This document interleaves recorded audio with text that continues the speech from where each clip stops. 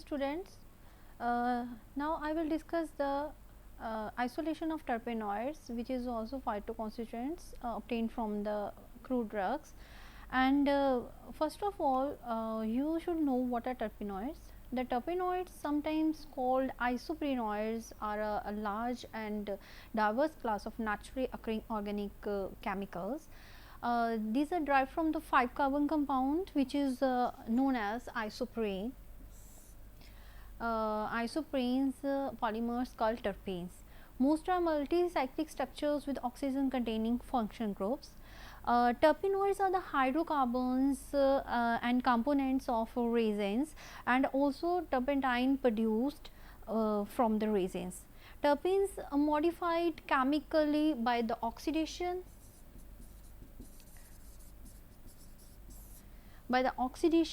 or chemically or rearrange of carbon atoms, or by the rearrangement of carbon atoms. These are modified and which result in the terpenoids. Fine, जब हम terpenes को modify करते हैं oxidation के through या rearrangement करते हैं उनके कार्बन एटम्स का, तो जो हमें प्रोडक्ट्स बनते हैं उनको हम बोलते हैं टर्पेनॉइड्स. यहाँ पे हम पढ़ेंगे टर्पेनॉइड्स के बारे में कि जो टर्पेनॉइड्स हैं these are abundantly in volatile oil. Abundantly in volatile oils. Volatile oils are the oils which can evaporate at the room temperature. Examples are like clove oil, caraway oil. Fine, these all are the menthol.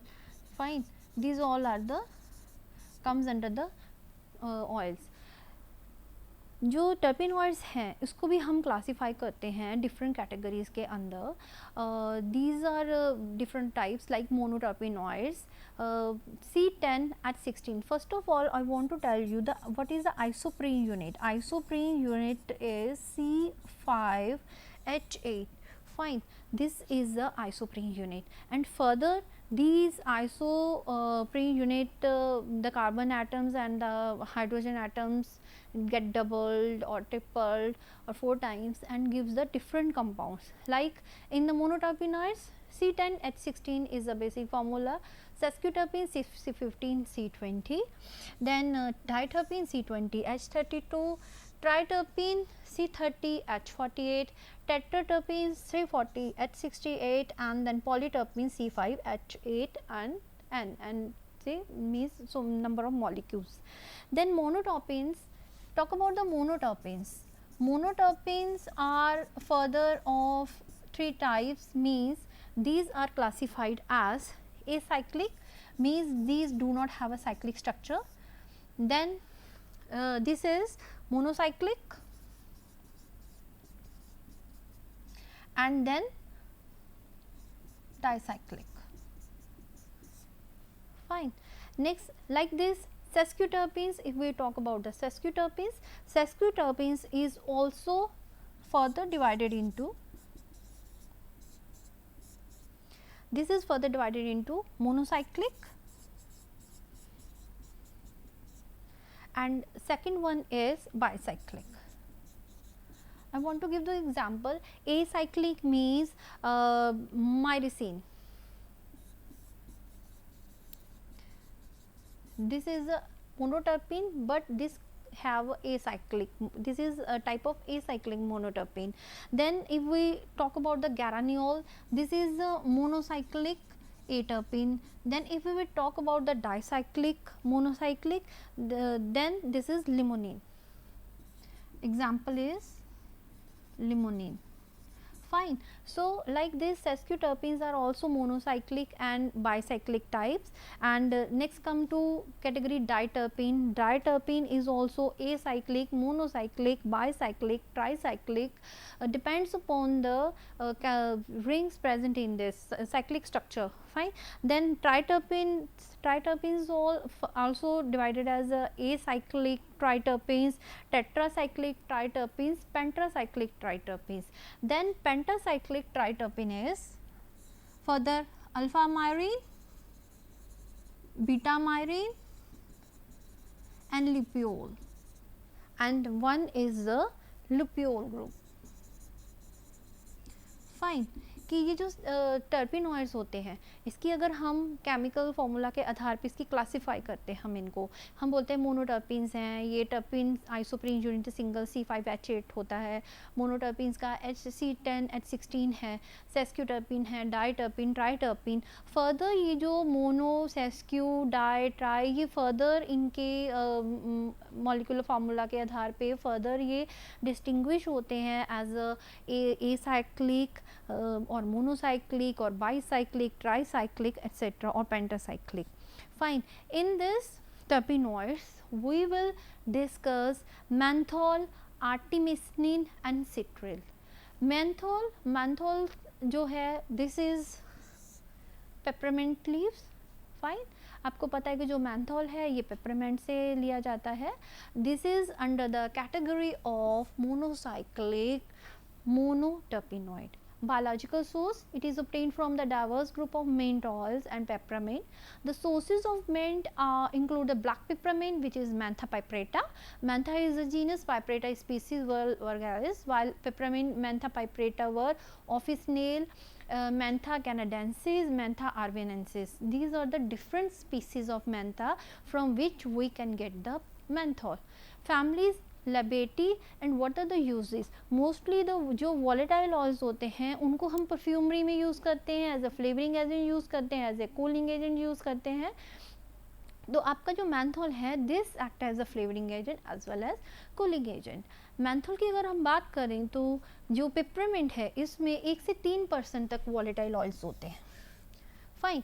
First to species की बात करी हमने कि ये mentha पाइपरेटा, were vulgaris and जो black और white peppermint है, इसके अंदर आपकी 45% 45% मेथनॉल होती है, जबकि जो दूसरी आपकी स्पीसीज़ है लाइक उसके बाद जो स्पीसीज़ का बताया हुआ है mentha arvensis and mentha canadensis, the percentage of menthol is 70 to 90%. Next, along with the menthol, the oil contains the neomenthol, isomenthol, menthol, menthofuron, methyl acetate and linolene. कि जो आपका कोई भी क्रूड ड्रग है उसमें सिर्फ एक फाइटोकॉन्स्टिट्यूएंट नहीं होता है, उसमें बहुत सारे फाइटोकॉन्स्टिट्यूएंट्स होते हैं, उनका डिफरेंट स्ट्रक्चर होता है, केमिकल डिफरेंट प्रॉपर्टीज़ होती हैं, सॉलेबिलिटी अलग होती है उनका. अगर आप फार्माकोलॉजिकल या थेरापेटिक एक्टिविटी ले लो या फिर उनकी दूसरी एक्टिविटीज़ ले लो, वो सारी डिफरेंट होती हैं. उनकी even optical activity will be different. Menthol obtained from the natural sources is levorotatory. Levorotatory means कि this will rotate the plane of polarized towards the left in the nature or as a racemic mixture. Menthol can be synthetically prepared by the halogenation of thymol. अगर हमने इसको naturally नहीं obtain करके synthetically prepare करना है तो हम क्या करेंगे, इसको thymol की hydrogenation करेंगे, उससे हमें ये मिलेगा. And this is the structure for the menthol. Procedure of isolation in this will take accurately weighed quantity of coarse powder of Mentha piperata just before flowering. कि जो मैंथा की फ्लावरिंग से जस्ट पहले हमने उसको प्लांट को लेना है और उसको हमने कोर्स पाउडर बनाना है. Then extract the peppermint oil by water distillation method. Water distillation method से हमने क्लेवेंजर अपरेटर्स यूज़ करते हैं हम लेबोरेटरी यूजेस के लिए. Clevenger apparatus is apparatus which is use for the extraction of oil, steam distillation जो वाटर डिस्टिलेशन मैथड से. Then separate the oil and allow it cooling. Crystals of the menthol will separate out and collect the sand crystals by the centrifugation. Then recrystallize these crystals of menthol from the acetone or any other low boiling point solvent. Next, if we will talk about the identification test, how we will identify. For this is the chemical test. Triturate the menthol with equal quantity of camphor thymol and the mixture will be liquefied. Then 1 gram of menthol we will take and 20 ml of sulfuric acid and shake it and then allowed to stand for the 24 hours. What will be happen? सबसे पहले तो जब हम menthol में sulphuric acid add करेंगे, उसको shake करेंगे, तो वो येलो रेड टर्बिडिटी अपेयर होगी. फिर हम अगर उसको सोल्यूशन को 24 आवर्स के लिए हम वो रख देते हैं, तो एक ट्रांसपेरेंट ऑयली लेयर हो जाएगी which have no order of menthol and the menthoceptor. Fine. तो केमिकल टेस्ट हम इसमें करेंगे. केमिकल टेस्ट से हम आइडेंटिफाई करेंगे कि मैंथोल हमारा प्रेजेंट है कि नहीं. अगर हम आते हैं दूसरी ड्रग के ऊपर, इसके जो टर्पेनॉइड की कैटेगरी है, आर्टिमिस्टिन. आर्टिमिस्टिन जो है, this is also anti malarial drug. Anti malarial है. मलेरिया आपको पता है कि जो फीमेल एनोफिलीज मॉस्किटो है, उसकी बाइट से जो ह्यूमन बींग्स में है मलेरिया हो जाता है. Malaria is due to a parasite which is known as plasmodium, and this may be plasmodium vivax, plasmodium falciparum, plasmodium ovale. ठीक है, बहुत सारी स्पीसीज होती हैं. फर्दर प्लाज्मोडियम में genus and these are the species. तो ये जो है फीमेल एनोफ्लीज से, ये जो पैरासाइट है ह्यूमन बॉडी में, आपको पता है कि इस पैरासाइट की भी जो लाइफ साइकिल होता है मॉस्किटो के अंदर होता है, देन ह्यूमन लिवर के अंदर होता है. तो जो इसका लाइफ साइकिल होगा मलेरिया जिसके कारण होता है. तो ये जो आर्टिमिस्टिन है आपके, ये artemisinin is act as a anti malaria drug. आपको सिनकोना के बारे में पता होगा. सिनकोना इज़ ड्रग जिससे हमें क्यूनिन मिलती है. Quinine is anti malarial. इसी तरह जो आर्टिमिस्टिन है, this is also an anti malarial drug, but the category is different. This is a sesquiterpene. Fine. जैसे जो क्यूनिन थी that is alkaloid, and this is artemisinin is a sesquiterpenoid. Biological sources, it is obtained from the flower heads of Artemisia annua, family Asteraceae, and uses, this is the anti-malaria drug found to be effective against chloroquine resistance Plasmodium falciparum. कि chloroquine is a drug. Chloroquine means कि जो chloro group लग जाता है quinine के ऊपर. Chloroquine जैसे primaquine, chloroquine, ये सारी ड्रग्स है. क्यूनिन, क्यूनिडीन, जैसे आपको बताया कि एक बेसिक केमिकल मॉइटी होती है, उसके ऊपर अगर हम फंक्शनल ग्रुप की एडिशन करें या हम उसको हटा दें, तो जो हमारे पास बेसिक जो मॉइटी आती है केमिकल स्ट्रक्चर, उसकी different physical, chemical, pharmacological, therapeutic सारी प्रॉपर्टी डिफरेंट होती है.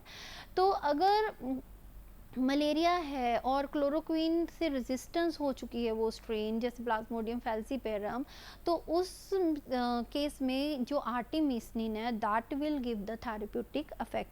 How this will give the therapeutic effect? Artemisinin का मैं मैकेनिज्म ऑफ एक्शन थोड़ा सा डिस्कस करूँगी यहाँ पे कि कैसे ये एक्शन करती है. जो आर्टिमिस्टिन है, इसमें क्या होता है कि इसका जो एंडोपेरोक्साइड, इसका जो एंडोपेरोक्साइड ब्रिज होता है,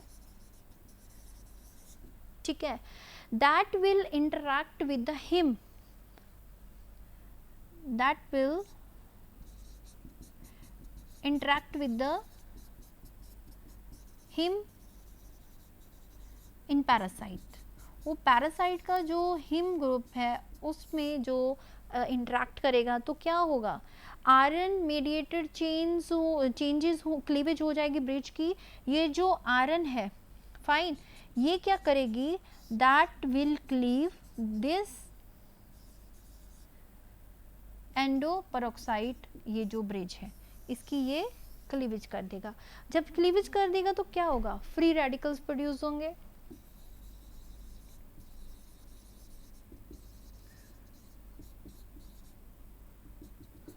ठीक है, फ्री रेडिकल जब प्रोड्यूस होंगे तो क्या होगा? Free radicals will causes the lipid peroxidation and damages the endoplasmic reticulum, and it will inhibit the protein synthesis and ultimately lysis of the parasite. Fine. मैं दोबारा से बताना चाहूँगी आपको कि ये जो प्लाज्मोडियम है, प्लाज्मोडियम वाइवेक्स या plasmodium falciparum, these are the causative agents of malaria, जो कि मलेरिया करते हैं. कहाँ से आता है ये पैरासाइट? ये फीमेल एनोफ्लीज की बाइट करने से आता है, जो मॉस्किटो होता है. और आपको ये भी पता है कि जो ये पैरासाइट है इसके दो फेजेस होते हैं लाइफ के. एक तो मॉस्किटो के अंदर होता है, दूसरा ह्यूमन बॉडी के अंदर होता है, तभी ये जाके बाद में मलेरिया कॉज करता है. तो ये जो मलेरिया है, इसमें क्या होता है, ये जो हम ड्रग देंगे आर्टिमिस्टिन, इसके अंदर जो एंडोपेरोक्साइड ब्रिज है वो इंटरैक्ट करेगा पैरासाइट के अंदर। पैरासाइट जो के अंदर जो हिम है वो क्या करेगा कि वो एंडोपेरोक्साइड ब्रिज को क्लीव कर देगा। क्लीव करने से फ्री रेडिकल प्रोड्यूस होंगे, जो फ्री रेडिकल्स हैं ये पैरासाइट के ही अगेंस्ट काम करेंगे और ये उसकी लिपिड पेरोक्सीडेशन कर देंगे, डैमेज कर देंगे एंडोप्लाज्मिक रेटिकुलम को और प्रोटीन सिंथेसिस को इनहिबिट करेंगे, जिससे कि ये जो प्लाज्मोडियम पैरासाइट है दैट विल बी डिस्ट्रक्टेड, वो किल हो जाएगा, जिससे कि एंटी मलेरियल एक्टिविटी जो आर्टिमिस्टिन की है that will develop. Fine, this is the structure of artemisinin with IUPAC name. Next, come to the procedure of isolation. In this, what we will do, we will take accurately weighed quantity of Artemisia leaves powder and we will extract the powder with the pet ether. Fine, pet ether is, and then filter and evaporate the filtrate to dryness. Then dissolve this residue in the chloroform and add acetonitrile to precipitate the impurities. Then separate the precipitate and discard it, कि उसको हटा देना है. Concentrate the filtrate to dryness. Load the residue on a column chromatography by using chloroform. Again, what is column chromatography? Column chromatography is a modern analytical technique like TLC, HPTLC I have discussed earlier. कि इसके साथ column chromatography में क्या होता है कि एक column ले लिया जाता है ग्लास का, फाइन, और इस कॉलम और इसके अंदर सिलिका जेल जो है स्टेशनरी फेस पैक कर दी जाती है. इसकी दो तरह की पैकिंग होती है, ड्राई पैक भी होता है और या फिर वेट पैकिंग. फाइन, उसके बाद इसके अंदर हम ऐड करते हैं अपना सैंपल और जो भी मोबाइल फेस है, और बाद में आफ्टर अ डेफिनेट टाइम, मतलब कुछ टाइम के अनुसार हम यहाँ से जो है एल्यूट करते हैं आपका सॉल्वेंट, जिसके अंदर क्या होगा, जिसके अंदर कंपोनेंट्स होंगे. कौन से कंपोनेंट्स होंगे? जिनकी एफिनिटी मोबाइल फेस के टुवर्ड्स है. तो ऐसे क्या होगा कि ये जो है जो जिनकी स्टेशनरी फेस के प्रति एफिनिटी है वो तो रिटेन हो जाएंगे स्टेशनरी फेस में, और जिसकी मोबाइल फेस में है तो मोबाइल फेस में वो धीरे आएंगे. जिसकी स्टेशनरी फेस में एफिनिटी ज़्यादा है, मोबाइल फेस में कम है, वो बाद में आएंगे. जिसकी एफिनिटी मोबाइल फेस के प्रति ज़्यादा है वो पहले आ जाएंगे. तो हम इनको we can take the sample, हमें डिफरेंट सैम्पल्स लेने होते हैं और बाद में इनका एनालिसिस करके हमें पता चलता है कि कौन सा कंपाउंड, क्योंकि सब कंपाउंड की एफिनिटी डिफरेंट होगी टुवर्ड्स द मोबाइल फेस. तो जैसे कोई एक कंपोनेंट है एक पहले आएगा, दूसरा दूसरी बार आएगा, ठीक है, ऐसे जब दूसरी बार नहीं तीसरी बार आएगा पहले वाला ही कंपोनेंट आएगा. तो हम डिफरेंट जो हमने एल्यूट करके रखे हुए हैं वो सारे बाद में हम उनको एनालाइज कर सकते हैं. तो इसमें भी हम क्या करेंगे कि जो रेजिड्यू है इसको कॉलम क्रोमेटोग्राफी में हम यूज़ करेंगे, क्लोरोफॉर्म यूज़ करके ethyl acetate, chloroform and ethyl acetate mixture लेंगे, मॉनिटर करेंगे एल्यूशन बाय टीएलसी. दूसरा क्या तरीका होता है, देखिए हमने यहाँ पे सैंपल 1 2 3 4 5 सपोज करो हमने हर 30 मिनट के ऊपर या हर 15 मिनट पे इससे सैंपल लिया. फाइन, पहले हमने सैंपल लिया, हमने 15 मिनट्स पे लिया, दूसरा सैंपल हमने 30 मिनट्स पे लिया. तो हम ये जो सैंपल लिया है इसका हम सैंपल को टीएलसी पे लगाएंगे. TLC again thin layer chromatography, हम यहाँ पे स्पॉट्स लगाएंगे, फिर हम इसको रन कराएंगे, फिर हम देखेंगे कि इसके जो स्पॉट्स है कहाँ जाते हैं, कितना आरएफ वैल्यू आता है, कितना रिटेंशन फैक्टर आता है इसका.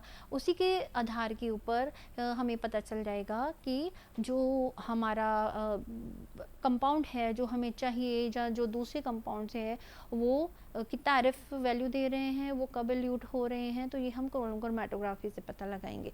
कॉलम क्रोमैटोग्राफी से जब हमने रन करा दिया अपना जो हमारा सैंपल है उसके बाद हम उसको क्या करेंगे, इल्यूजन्स को टीएलसी से मेजर करेंगे. Then combine the fractions containing artemisinin. अब सपोज करो जैसे हमने पहला, दूसरा, तीसरा, चौथा, पांचवा 5 सैंपल लिए, हमारा जो आर्टिमिसिन है ये तीसरे और चौथे सैंपल में आया है. ठीक है, सपोज करो इसमें आर्टिमिसिन आया है इस इल्यूशन के अंदर. फाइन, इनको हम कंबाइन कर लेंगे. हाँ, फ्रैक्शंस को then purify the crude artemisinin by aqua alcohol, और हमें पता चल जाएगा कि हमारी जो नंबर 3 और 4 रिल्यूशन था, सपोज करो 3 और 4 रिल्यूशन में आया, 1 2 में कोई और कंपाउंड्स आया है, 3 4 में हमारा आर्टिमिस्टिन आया, फिर हम इनको वेरीफाई करके we will combine these fractions and then we will purify the crude artemisinin using aqua alcohol. Fine. Then identification test, अब further जैसे identification test है, जैसे TLC HPTLC हम करेंगे, तो these are the, again I will tell you, TLC and HPTLC are the modern analytical techniques which are used. TLC एक बार मैं लिख दूंगी इसको, modern analytical techniques, और ये जो क्रोमेटोग्राफीज होती हैं, this is a analytical technique which helps in the separation as well as identification of phytoconstituents depending upon their affinity towards the stationary as well as mobile phase, and based upon the principle of adsorption as well as partition coefficient. So for this we will use stationary phase RPC18, mobile phase is acetonitrile water in different ratio, and then spray with the acidified 4-methoxybenzaldehyde reagent in methanol water. Fine. TLC, HPTLC, TLC is a thin layer chromatography, HPTLC is a high performance thin layer chromatography. इसमें difference यही है कि जो HPTLC है उसमें stationary phase का particle size is less as compared to TLC, that's why it give the better analytical results and automatic technique also, this HPTLC. Next, HPLC is a high performance liquid chromatography, and for this we will use isocratic. Like again I will explain, HPLC is isocratic gradient. What is the difference between both these? Isocratic is means that the mixture of your mobile phase is consistent over the complete testing, whereas in gradient phase the elutant mixture will be is changed during the measurement and so influences the retention factor. Fine. So in this we will use the stationary phase C18 columns, and mobile phase is acetonitrile water 50:20 volume by volume, and detection will be done at UV visible detection 254 nanometer. Next, the third drug in this category is citral. Citral is also a terpenoid. Fine. This is acyclic monoterpenoid. Like I have told that monocyclic terpenoid, monoterpenoids are further acyclic, monocyclic, bicyclic. So this is a acyclic monoterpenoids. Biological source is, it is obtained from the whole plant leaf sheath and the blade of Cymbopogon citrus Gramineae family. What is this? This is lemongrass. Lemongrass, usually at the home also we have a lemongrass, and we just take the sheath blades of the leaves of the lemongrass and then put in the tea or in the water to get the decoction. That is very useful, and uses of the flavoring agent, it is a very effective flavoring agent in perfumery, and it also have antimicrobial activity. Fine. This is the picture of lemongrass. This is the structure of this citral with IUPAC name. We will discuss the isolation of citral, that how we will get the citral, that is the monocyclic monoterpenoid. Fine. This is, for this we will take 500 grams of plant sample, were chopped into small pieces. उनको छोटे छोटे जो blades हैं उसके, जो lemon grass के दिखाना चाहूँगी, ये जो ब्लेड्स हैं इसके, ये जो प्लांट मटेरियल है हम इसको ले लेंगे और इसको चॉप्ड करेंगे स्मॉल पीसेस में and crushed using A mortar and पैसल. पैसल मोर्टार आपको पता है जो यूज़ होता है उसको क्रश करने के लिए, and increase the surface area. Why we do the size reduction. Side reduction phenomena आपने पढ़ा होगा कि ड्रग्स का साइड क्यों रिड्यूस करते हैं, ड्रग का साइज इसीलिए रिड्यूस करते हैं to increase the surface area, कि ज़्यादा से ज़्यादा जो सॉल्वेंट है उस ड्रग के कांटेक्ट में आ सके ताकि ज़्यादा से ज़्यादा उसमें से फाइटो कॉन्स्टिट्यूएंट्स एक्सट्रैक्ट हो सकें. Then the plant samples were dried using a freeze dryer at -555 degree Celsius and for 48 hours to remove the moisture content.